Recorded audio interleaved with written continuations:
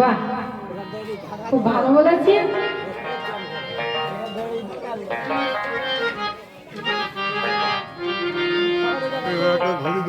আমার কথা ছিল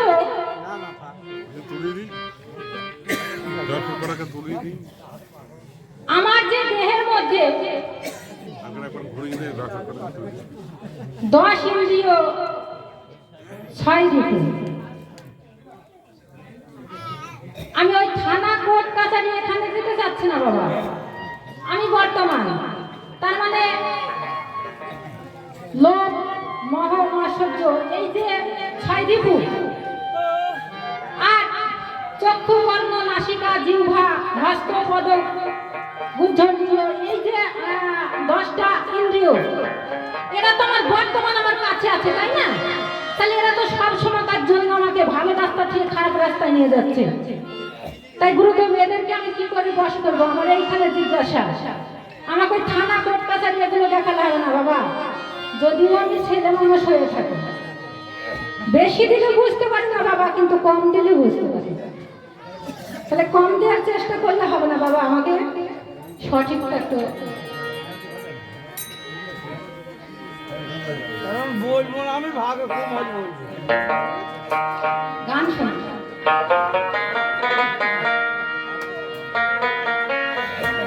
তাই আমি রসিক ভক্ত যারা মনে মন মিশাইল, তারা শাসন করে 3টে ধারা পেয়েছে রতন। আমি বর্তমানে, আমি অনুমানে কোনো জায়গায় কোর্ট কাছারি থানা দেখাতে হবে না বাবা, আমাকে এখানে সঠিক জায়গাটা আমাকে দেখাতে হবে।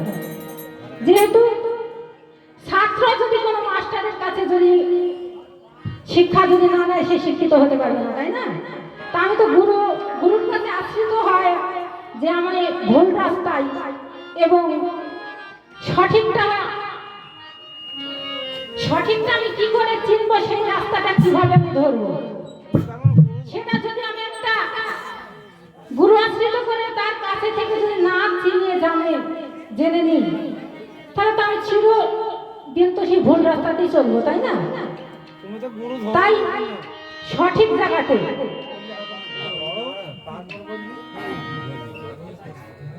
গুরু ধরো আগে বলবি।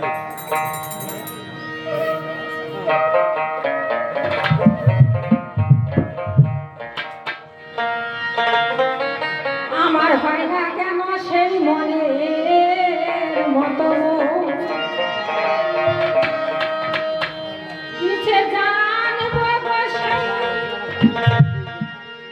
রাগে